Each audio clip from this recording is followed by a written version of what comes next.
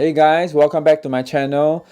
Today's video is more for people who is fighting obesity. If you are lean, lucky you. But for those people who are like me, who has been struggling for God knows how long we have been doing this and managed to learn about the science behind food and taking health into our own hands, and I want to share with you why certain food choices like white bread can be bad for you.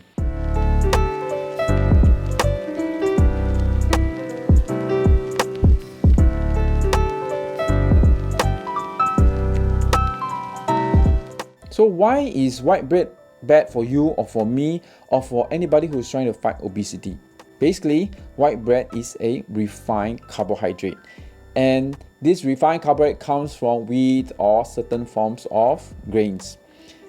Most importantly, maltose can be found in bread. And what is maltose? Maltose is a disaccharide that is made up of two glucose molecules that is found commonly in bread. Let's rewind a bit and talk about the science before we hit even deeper. Monosaccharide. You need to know what is monosaccharide first. Monosaccharide is the simplest form of carbohydrate or simple sugar.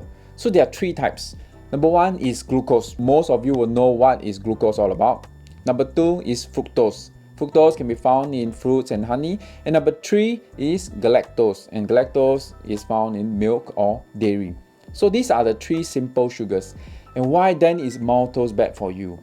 Maltose is basically a disaccharide that has two glucose molecules. So what does this mean? This means that it can increase your blood sugar spikes the fastest due to its higher content of glucose. And as you are aware, glycemic index is an indicator of how fast your blood sugar will spike due to the type of food that you're having.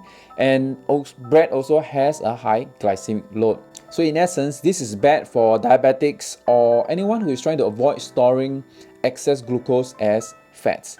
And maltose doesn't help with that. So the question now becomes, if I really want to take bread, what should I take then? Well, I'll suggest to you sourdough bread. Why sourdough bread? Sourdough bread is fermented during the starter process, which may change the molecular structure of carbs and therefore slows down the absorption in your gut and reduces sugar spikes or blood glucose spikes in your system. So, and that's what you want to control, because once you have spikes like that, you'll raise insulin, and if the glycemic load is high, you'll keep your insulin high, and that's where you will start to store more fats as well. If you are keen to know more about that process and how to lose that body fat, and which I've talked more about insulin, you can click on the video up here or in the link below to understand more about that important hormone called insulin. Okay, one more thing to note when you buy sourdough bread is that sourdough bread can be made from any type of flour. It's the starter process that is crucial. So look for those artisan bakeries, or if you can, make them yourself, and that's where you can guarantee that the process that was done to make that sourdough bread has proper fermentation process that will alter the carbs and therefore becoming even more nutritious and lowering your blood sugar spikes. So I hope this simple video helps you to understand the reason behind why white bread can be bad for you. It's basically because of maltose inside, which can increase your blood sugar spikes the fastest and the highest. If you do like this video, please help me to like, help me to subscribe, and also hit that notification bell so that I can make more videos like this, and hope to see you in the next one.